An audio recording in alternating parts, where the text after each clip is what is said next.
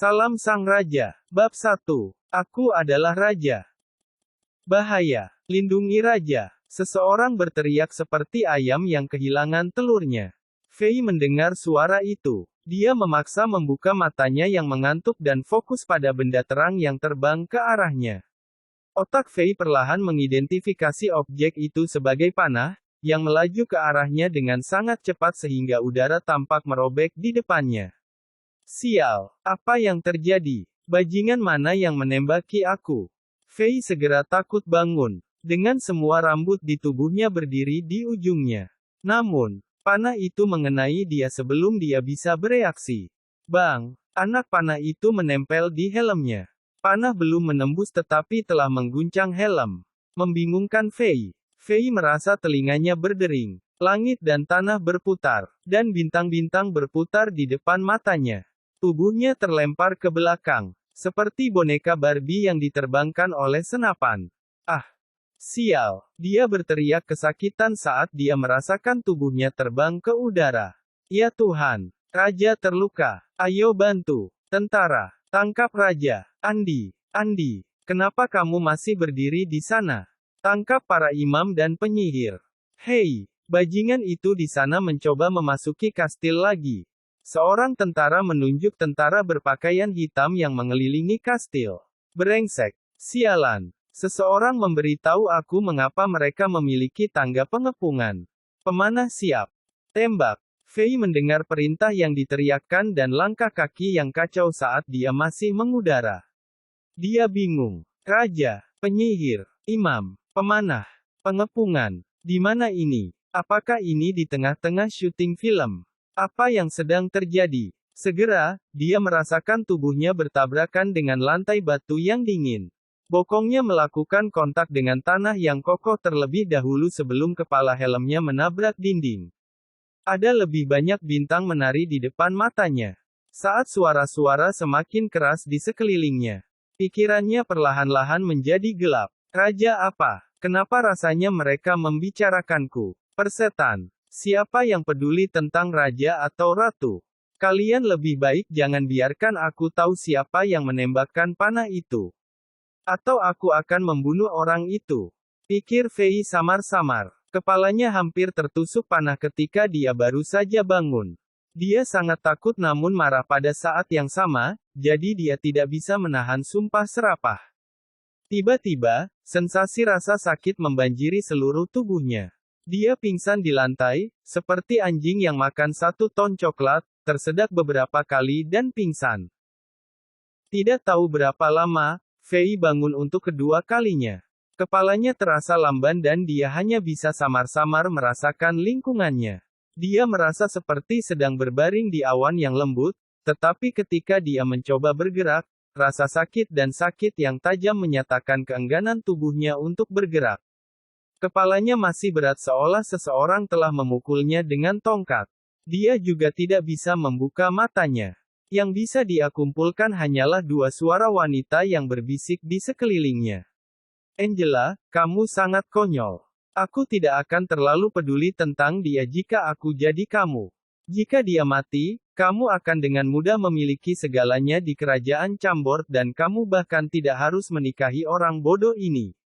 Dari suara renyah dan tawa manis, Fei memperkirakan bahwa mereka adalah gadis-gadis muda berusia sekitar 15 tahun. Perhatikan apa yang kamu katakan.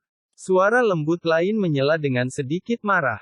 Setelah beberapa detik berhenti seolah-olah dia menyesuaikan sikapnya, dia melanjutkan. Emma, adik perempuanku yang bodoh, tahukah kamu apa yang kamu katakan? Jangan pernah mengatakan hal-hal seperti itu. Lagi pula, Alexander adalah tunanganku. Alexander? Siapa si Alexander? Pikir Fei. Dia sama sekali tidak tahu apa yang sedang terjadi. Dia mencium sedikit aroma manis bau badan alami wanita. Fei berusaha keras untuk membuka matanya, dan saat kelopak matanya yang tebal akhirnya beranjak, dia terkejut dengan apa yang dilihatnya. Dia mendapati dirinya berada di dalam apa yang tampak sebagai istana Eropa abad pertengahan yang mewah, dengan dekorasi indah, perabotan kerajaan, dan aroma lavender, seolah-olah dia dalam mimpi. Dia kaget. Dia mulai mengamati sekelilingnya setelah dia merasa bahwa dia bisa mengendalikan lehernya lagi. Dua wanita dengan postur sempurna muncul di depannya. Yang lebih jauh adalah seorang gadis muda mengenakan seragam pelayan, rambutnya yang pirang ditata menjadi ekor babi. Dia cemberut mulutnya. Jelas, dia tidak senang melihatnya bangun. Dia pasti orang yang tidak peduli dengan Alexander, Fei berpikir, meskipun dia masih muda, dia terlalu berdarah dingin. Ketika penglihatannya semakin dekat, dia menyadari bahwa dia sedang berbaring di tempat tidur ukuran king emas merah tua. Kepalanya beristirahat di atas bantal beludru lembut.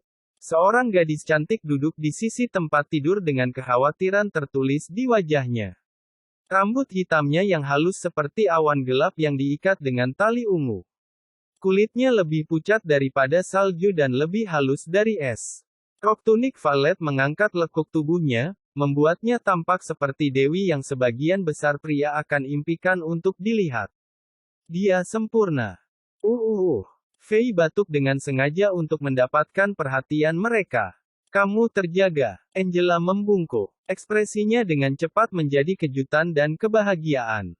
Alexander, bagaimana perasaanmu? Apakah kamu masih kesakitan? Imam Evan berkata bahwa kamu harus beristirahat dengan benar.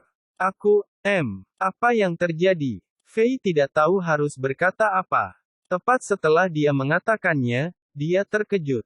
Dia menemukan sesuatu yang sulit dipercaya. Angela menggunakan bahasa yang terdengar kuno dan aneh. Meskipun Fei adalah seorang mahasiswa dalam program pascasarjana di sebuah universitas yang berspesialisasi dalam bahasa, dia tidak pernah mendengar bahasa ini. Betapapun anehnya, dia tidak hanya mengerti bahasa, dia dapat berbicara juga. Alexander, apakah kamu lupa? Ketika kamu memimpin tentara melindungi kerajaan, musuh yang licik menembak kamu dengan panah. Terima kasih Tuhan kamu mengenakan helm kamu, atau kamu mungkin harus membayar harga yang lebih tinggi, Angela menjelaskan. Dia dengan lembut meletakkan tangan kirinya di dahi Fei. Itu tidak panas. Kejutan melintas di matanya. Hebat. Suhu tubuh kamu kembali normal. Imam Evan mengatakan bahwa selama kamu tidak demam, semuanya akan baik-baik saja. Alexander, kamu adalah raja yang berani. Aku, Alexander, raja. Fei tidak tahu apa yang sedang terjadi. Itu benar, Raja Chambord kami yang muda dan pemberani. Itu semua karena kamu. Kamu muncul di dinding benteng tepat pada waktunya dan meningkatkan moral prajurit kita sehingga mereka bisa menangkis gelombang penyerang lain dari pasukan penyerang. Kata Angela dengan senyum di wajahnya. Fei merasa aneh.